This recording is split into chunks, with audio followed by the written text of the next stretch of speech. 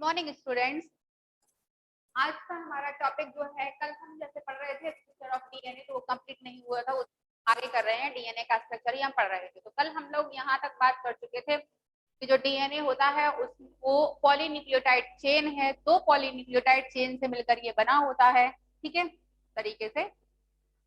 तो इसकी जो न्यूक्लियोटाइड चेन बना चुके थे 3, 5 एंड 2, 3 एंड हम इसका फॉर्मेशन कर चुके थे। अब जो हमने आपको बताया था कि polynucleotide, first polynucleotide and second nucleotide and third nucleotide and fourth nucleotide. तो इन न्यूक्लियोटाइड का क्या नाम है? जैसे मान लीजिए कि एडेनिन लगा है, इसमें साइटोसिन लगा है, इसमें ग्वानिन लगा है, इसमें थाइमिन, और यहाँ साइटोसिन लगा है। तो इस न्यूक्लियोटाइड का नेम क्या होगा, इसका क्या होगा, इसका क्या होगा, इसका क्या होगा। तो इस तरीके से हम इनके एक एक करके तीनों के नाम बताएंगे। ओके, तो इसका जो नाम है पहला डीऑक्सी, ठीक है। सबसे पहले तुम क्या लगा देंगे, सभी में डीऑक्सी लगा देंगे, क्योंकि हम क्या पढ़ रहे हैं, डीएनए के पढ़ रहे हैं। तो सभी में हम डीऑक्सी लगा देंगे, ठीक है। ये है, सभी में डीऑक्सी लगा दिया। उसके बाद हमारा क्या है, जैसे मान लीजिए हमारा एडिनिन है, तो एडिनिलिक एसिड, ठीक है, एसिड है यहाँ पे। तो एडिनिन का adenylic acid, deoxy adenylic acid. और जो हमारा सेकंड हो जाएगा, सेकंड कौन सा है हमारा, थाइमिन है। तो थाइमिन का नाम जो हो जाएगा वो क्या होगा, थाइमीडिलिक एसिड, थाइमीडिलिक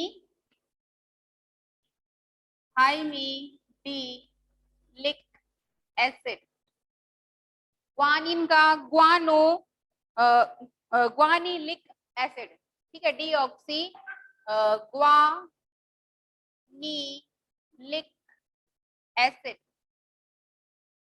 और जो साइटोसिन है, साइटोसिन का हो जाएगा साइटिडिलिक एसिड, साइटिडिलिक एसिड। इस तरीके से ये क्या हो जाते हैं, चारों न्यूक्लियोटाइड्स ऑफ डीएनए हैं। तो यहाँ पे आपको बताया कि सबसे पहले तो डीऑक्सी लगा देना है, और फिर जो एडिलिक लिक लगा दिया, क्योंकि एसिड है ये। तो एडिनिलिक एसिड, थाइमिडिलिक एसिड, ग्वानिलिक एसिड और साइटिडिलिक एसिड, ठीक है।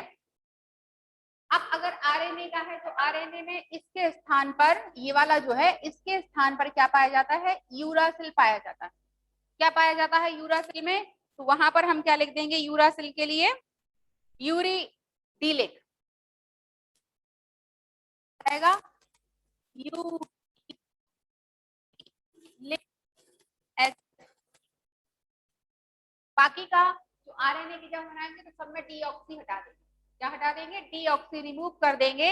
और जो थाइमीन है उसको भी हटा के हम वहां पर यूरियल लिख देंगे। तो यूरिलिक एसिड, एडिनिलिक एसिड, ग्वानिलिक एसिड और एसिड, ये आरएनए के न्यूक्लियोटाइड हो जाएंगे, ठीक है, क्योंकि उसमें से हम डीऑक्सी रिमूव कर देंगे। तो आगे आपको ये हेल्प होगी इनके लिए। साथ ही साथ इनका एक और नाम होता है, इनका हम एक और नाम लिख सकते हैं कि साइटिडीन।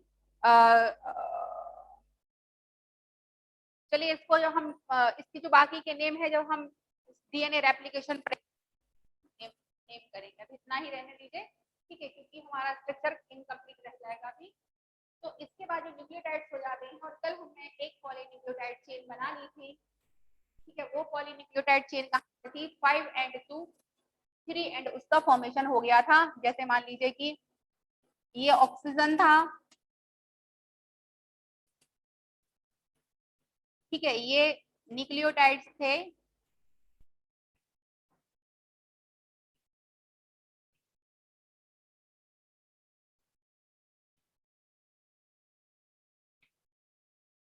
चार प्रकार के मान लीजिए न्यूक्लियोटाइड्स थे। तो यहाँ पर फॉस्फेट लगा था, यहाँ पर फॉस्फेट लगा था, यहाँ H है, यहाँ फॉस्फेट है और यहाँ फॉस्फेट है। यहाँ पर क्या लगा था, मान लीजिए एडिनिन, यहाँ लगा है थाइमिन, यहाँ लगा है ग्वानिन और यहाँ लगा है साइटोसिन, और ये एक दूसरे से इस तरीके से यहाँ पर ये फॉस्फेट से जुड़े हुए हैं।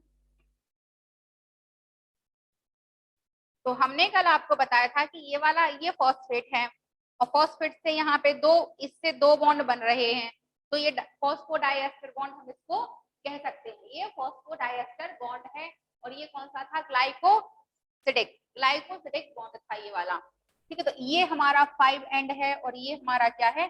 3 एंड है। ये फॉर्मेशन हो गया था। अब हमें इसका एक और एंड बनाना है जो कैसा होता है? एंटी होता है इसका, एंटी पैरेलल बनेगा। तो हम यहाँ पर उल्टा बनाएंगे एक और स्टैंड।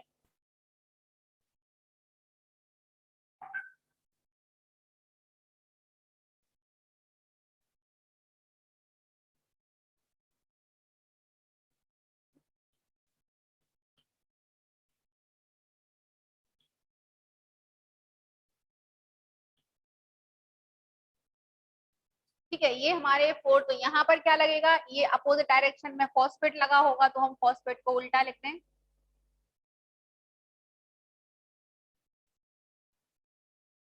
चलिए सीधा ही लिख देते हैं, लेकिन ये उल्टे हो जाएंगे क्योंकि ये उल्टा हो रहा है, तो पूरा उल्टा ही लिखा रहेगा। ठीक है, यहाँ पर क्या लगे रहेंगे? आपके नाइट्रोजनस बेस लगे होंगे। यहाँ पे नाइट्रोजनस बेस कौन सा होगा? एडिनिन के साथ कौन सा जब जुड़ता है हमेशा? थाइमिन, थाइमिन के साथ एडिनिन, और इसके साथ जुड़ता है साइटोसिन, और इसके साथ जुड़ेगा ग्वानिन।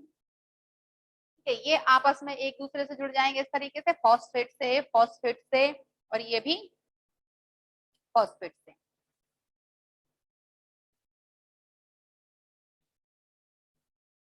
ये इस तरीके से ये जो है स्ट्रैंड है हमारा बन जाता है। ये कौन सा होगा? ये 3 end, 3 end to 5 end strand है। मतलब कि यहाँ पर ये जो हमने स्ट्रक्चर बनाया है इस तरीके से बनाया है।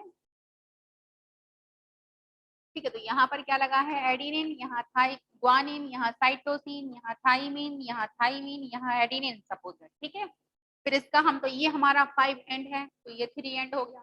फिर हम एक और बनाते हैं यहाँ स्टैंड तरीके से। तो ये जो है ये वाला कौन सा होगा? 5 एंड होगा, तो ये 3 एंड होगा। और यहाँ पर टी, यहाँ पर सी, यहाँ पर जी, यहाँ पर ए, और यहाँ पर ए, और यहाँ पर जी।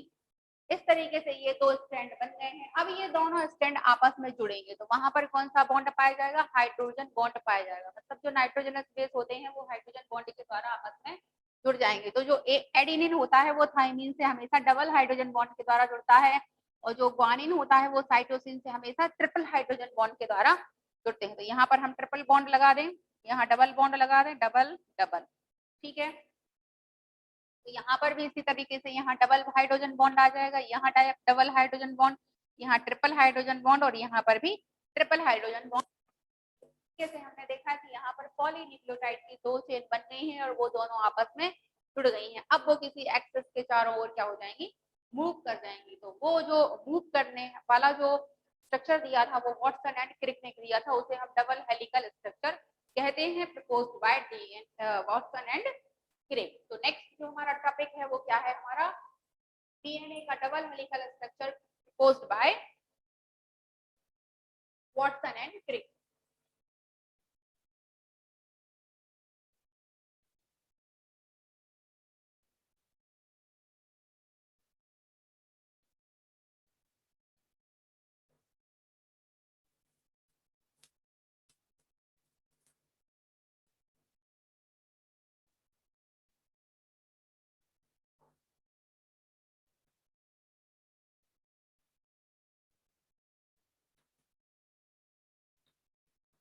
Double helical structure of DNA को हम हिंदी में बोलते हैं डीएनए का द्विकुंडलित मॉडल।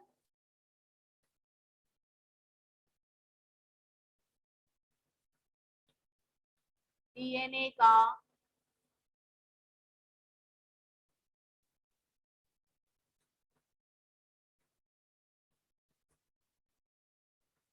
द्विकुंडलित मॉडल। तो सबसे पहले तो हम ये जानते हैं कि डीएनए का डबल हेलिकल स्ट्रक्चर है वो किसने दिया था? वो वाटसन एंड क्रिक ने दिया था। कब दिया था? 1953 में।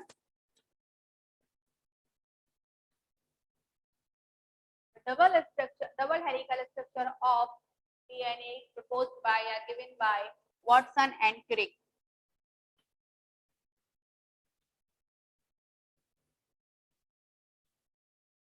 Watson and Crick.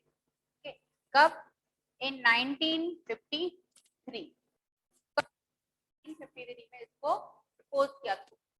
This model क्या होता है ये देखते हैं। इसमें इन्होंने बताया था कि जो डीएनए के बात वही है जो स्ट्रक्चर में है कि जो डीएनए का स्ट्रक्चर है वो 2 पॉलीन्यूक्लियोटाइड चेन से मिलकर बना होता है। ठीक है, कितनी न्यूक्लियोटाइड चेन होंगी? 2 पॉलीन्यूक्लियोटाइड चेन होंगी जो किसी भी एक्सिस के चारों ओर मूव कर जाती है। रिबन लाइक होता है। और वो तो मान लीजिए कि मैंने यहाँ पर एक ये एक्सिस बना दी है। ठीक है, अब यहाँ पर एक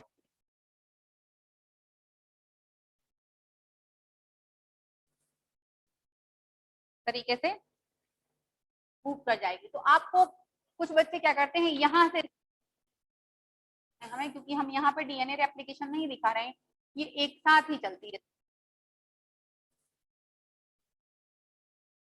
ठीक है, ये बनाना है स्ट्रक्चर। तो ये हमारा क्या हो गया है कि ये 2 पॉलीन्यूक्लियोटाइड एंटी पैरेलल। अब एंटी पैरेलल कैसे दिखाएं हम? मान लीजिए कि एक को देते हैं पिंक कलर से,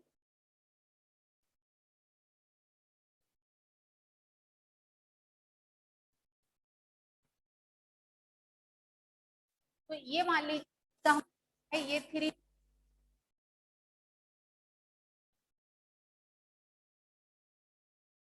एंड है वाला, तो इसका सेकंड जो एंड है वो क्या होगा? 3 एंड होगा। ठीक है, तो ये वाला होगा। इस तरीके से ये एंटी पैरेलल एक दूसरे से आते हैं। अब अब इसका जो एक साइकिल कहलाता है, तो यहाँ से लेकर के यहाँ तक इसकी एक साइकिल कहलाएगी। ठीक है, एक अब कहलाएगा। ठीक है, तो ये हमारी जो है एक साइकिल है। इसको इसकी जो डिस्टेंस होती है वो कितनी होती है? 34 एंगस्ट्रॉम होती है। कितनी होती है? 34 एंगस्ट्रॉम होती है। ये किसने बताया था? वॉटसन एंड क्रिक ने। साथ ही साथ उन्होंने बोला था कि जो एक इसका जो एक कुंडलन है, यहाँ पे 10 नाइट्रोजनस जाते हैं। कितने? 10 नाइट्रोजनस बेस पाए जाते हैं। अगर हम पेयर की बात करें तो 5। लेकिन ये जो पूरा चक्र है इसमें कितने पाए जाते हैं? 20 नाइट्रोजनस जाते हैं। It mean base pair. तो मान लीजिए कि यहाँ पर मैं 5 बना दूं पेयर। यहाँ पर एडिनिन को मैंने डबल बॉन्ड से किससे जोड़ दिया है? थाइमीन से। फिर उसको मैंने यहाँ पे गुआनिन को जोड़ दिया है साइटोसिन से ट्रिपल हाइड्रोजन बॉन्ड के द्वारा। यहाँ पे साइटोसिन को फिर से मैंने ट्रिपल हाइड्रोजन बॉन्ड के द्वारा गुआनिन से जोड़ दिया है। और यहाँ थाइमीन को डबल बॉन्ड के द्वारा हमने एडिनिन से जोड़ दिया है। और यहाँ पर भी हमने एडिनिन को डबल हाइड्रोजन बॉन्ड के द्वारा थाइमीन से जोड़ दो। 1 2 3 4 5 नाइट्रोजनस बेस पेयर यहाँ होंगे और 5 ही नाइट्रोजनस बेस पेयर यहाँ होंगे। तो यहाँ पर हम आपको इस तरीके से दिखा देते हैं 1 2 3 4 5 5 ही यहाँ होंगे। सभी जगह कितने होंगे? 5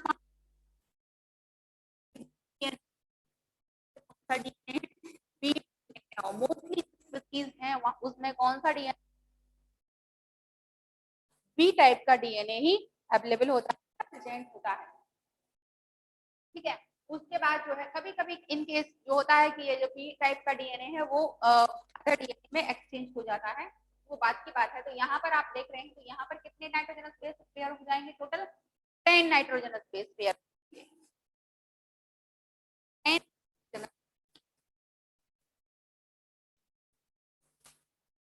बेस पेयर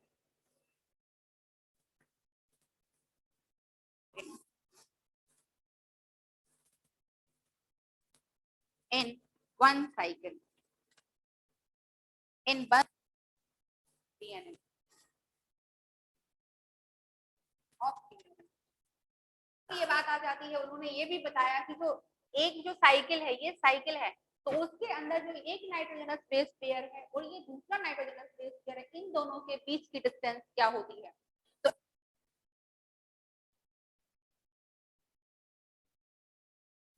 ठीक है, इसको 33.4 नैनोमीटर भी कहा जाता है। ठीक है, बुक में लिखा हुआ है। और ये 10 है, इसका डिवाइड करेंगे तो कितना हो जाएगा? 33.4 एंगस्ट्रॉम बचेगा ना, क्योंकि 10 1 2 3 5 6 7 8 9 10। तो इस तरीके से स्ट्रक्चर इसका हो गया। साथ ही साथ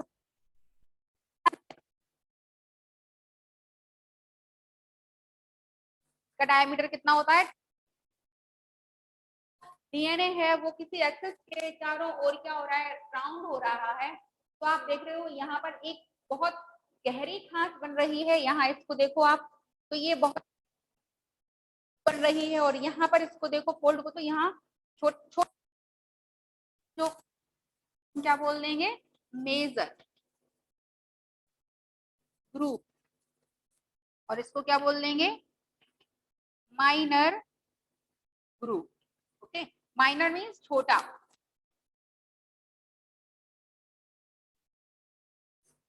छोटी खांच, क्या है, छोटी खांच।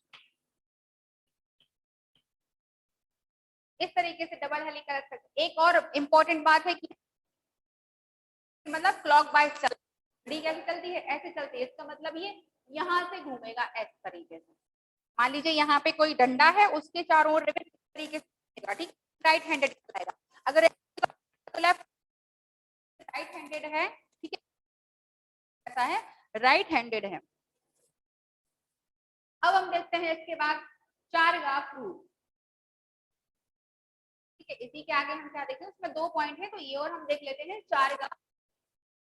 डबल हेलिकल स्ट्रक्चर भी हमारा कंप्लीट हो गया है, डीएनए का स्ट्रक्चर भी।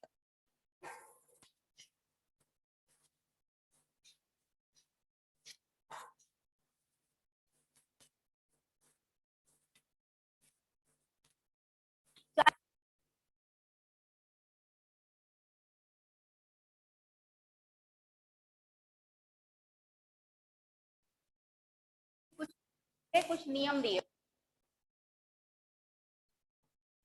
तो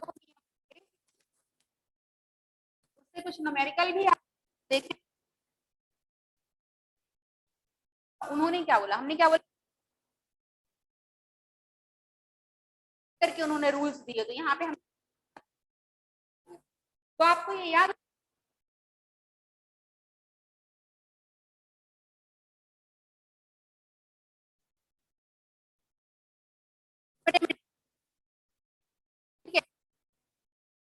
ठीक है, कौन इन और इसमें कौन, तो उन्होंने ये बोला था चार ग्राफ का जो स्टैंड है, एक, तो हम क्या करें, हिलना, तो आप मिलेंगे तो माइक को कहाँ पीछे लगा लें। अब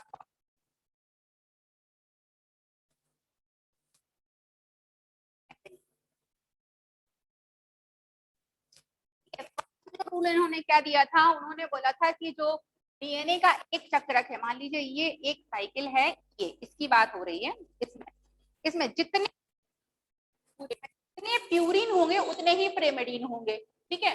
मतलब उन्होंने बोला कि purine purine is equal to प्रिमिडीन।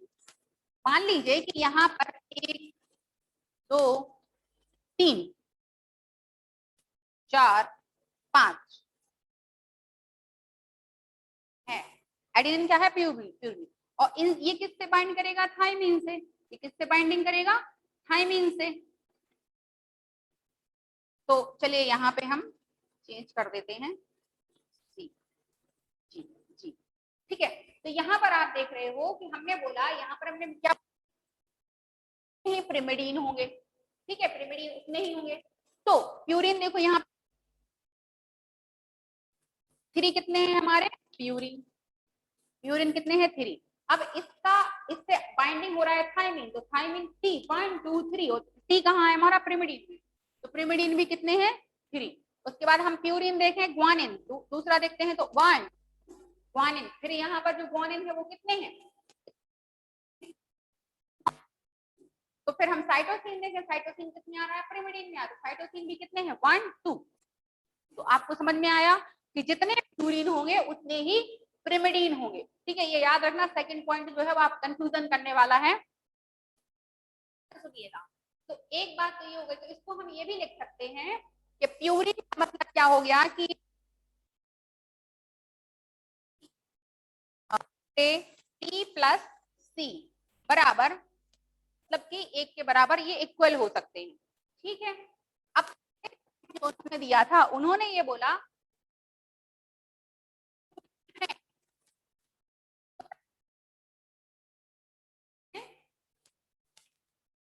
Purine में एडिनिन और थाइमिन जो हैं वो साइटोसिन और ग्वानिन के बराबर नहीं होंगे। नहीं होंगे, क्यों नहीं होंगे? जैसे यहाँ पर ए और टी कितने हैं, 1 2, तो क्या सी और जी का नंबर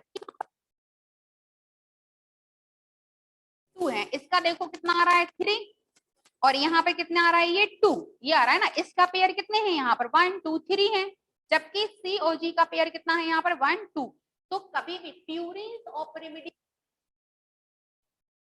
जो पेयरिंग होती है एडेनिन और थाइमिन और साइटोसिन ग्वानिन वो